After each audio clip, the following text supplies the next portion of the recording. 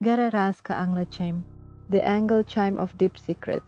ये घंटा नहीं, एक चीमे था जिसे बजाना तो आसान था, पर सुनने वाला कभी वापस नहीं आया। गांव के लोग कहते थे कि इस चाइम में ऐसे राज बसते हैं जो इंसान की सोच के परे हैं, और जो भी इससे बजाता है वो खुद ही उस राज में लपेट जाता है। हर किसी को मालूम था इस मंदिर और चैमे के पास जाना मौत को गले लगाने के बराबर है। फिर एक रात रवि नाम का एक नौजवान जो शहर में पढ़ाई लिखाई करने गया था और नए तरीके से जीवन को देखना चाहता था, वापस अपने गांव आया। रवि को पुरानी कहानियों पर विश्वास नहीं था। उसका मानना था कि ये सब सिर्फ लोगों की बनाई हुई कहानियां हैं, जिसे डर के मारे और अनजाने से बचने के लिए सोचा गया है। मगर उस दिन रात को रवि का मन अजनबी ख्यालों में दब गया। उसने सुना था कि मंदिर का चिमे श्रापित है, पर वो चाहता था वो खुद अपनी आंखों से देखे और महसूस करे। वो आखिरी बार रात के अंधेरे में मंदिर के पास पहुंचा। उसके कदमों की आहटें सुनाई दे रही थी और उसके दिल की धड़कन वो तो बिल्कुल फूल के धधक रही थी। उसने सोचा, यहाँ तक आया हूं तो अब वापस नहीं जाऊंगा, चाइमे को बजा के ही रहूंगा। मंदिर के बीच में वो एंगल चाइम लटक रहा था। धीरे धीरे रवि उसके पास गया। हाथ थोड़ा से कपक पा रहे थे, पर उसने हिम्मत जुटाई और चिमे को छू लिया। उसने धीरे से चिमे को हिलाया और टिंग टिंग टिंग, चिमे की आवाज पूरे मंदिर में गूंज उठी। और उसी वक्त गांव में एक ठंडा सा झटका महसूस हुआ। मंदिर में सब कुछ शांत हो गया। रवि को लगा जैसे कुछ अजीब उसके अंदर घुस गया हो। हवा बिल्कुल रुक गई थी और एक अजनबी सी सर्द लहर मंदिर के अंदर बाहर हो रही थी। तभी रवि के कानून में एक आवाज गूंजी, अजीब सी, धीमी और हल्की, जैसे किसी ने उसके नाम को पूरी रात के सन्नाटे में कहा हो। रवि, तुम्हें यहाँ क्यों बुलाया गया है? क्या तुम जानना चाहते हो? रवि के पांव जमीन से जकड़ गए। उसने अपने चारों तरफ देखा, पर वहां कोई नहीं था। दिल में एक अजीब सा भय फैला रहा था, पर क्यूरियोसिटी ने उसके कदमों को वापस खींच लिया। उसने धीरे से कहा, मैं जानना चाहता हूँ।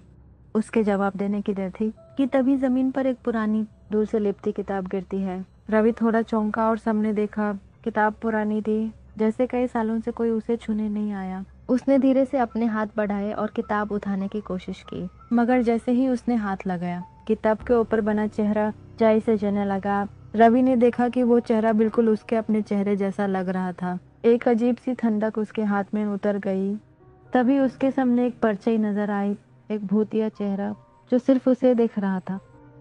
चेहरा धीरे से उसके करीब आया और बोला, तुमने चिमे बाह्य दिया, अब तुम्हारा पश तुम्हारे सामने आएगा। रवि ने पूछा, ये पश क्या है? क्या चिमे के साथ कुछ बुरा होता है? वो चेहरा बोलता है, जो भी इस चैम को बजाता है वो अपने जेबां के चुगे राजन को सामने देखता है। तुम्हें यहाँ से निकलना मुश्किल है रावी। तुमने उस रास्ते पर कदम रख लिया है जिसमें से वापस आना नामुमकिन है। रवि ने अपना ध्यान वापस अपने दिल की तेज धड़कन पर लगाया। उसके दिमाग में सवालों की तूफान उठी। क्या वो चेहरा सच बोल रहा है? क्या इस चैम को बजाना एक भूल थी? उसका अंदर ये खौफ से भर गया, लेकिन उसने अपनी हिम्मत नहीं खोई। उसने एक और सवाल किया, अगर मैं इन पस्ट को जानना चाहता हूँ तो क्या मुझे कुछ और करना पड़ेगा? वो चेहरा धीरे से मुस्कुरा कर कहता है, किताब को खोल दो, तुम्हारे सवालों का जवाब मिल जाएगा। रवि ने थोड़ा सा डर के साथ उस किताब को खोला।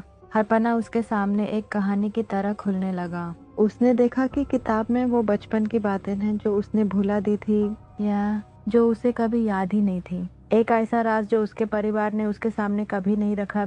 रवि को एहसास हुआ कि उसके गांव का ये मंदिर और चिमे उसके अपने खून और रिश्तों से जुड़ा है। एक पल के लिए उसे लगा कि वो अपने आप को खो चुका है। रवि ने देखा कि किताब का आखिरी पन्ना जैसे खुद ब खुद पलट रहा है और उस पर लिखा था, इसे पढ़ने वाला खुद को ही मिटा देता है। रवि अब पूरी तरह से उस किताब के जादू में जकड़ा हुआ था, लेकिन अब उसका एक सवाल रह गया था, क्या मैं कभी वापस अपनी जिंदगी में लौट पाऊंगा? तभी वो परछाई धीरे से उसके कान में कह गई, तुमने अपने राजों को जानना चाहा और अब तुम सिर्फ एक राज बनकर रह जाओगे। रात के सन्नाटे में बस एक चाइम की आवाज गूंज रही थी और रवि का वजूद जैसे उस सन्नाटे में समाता जा रहा था।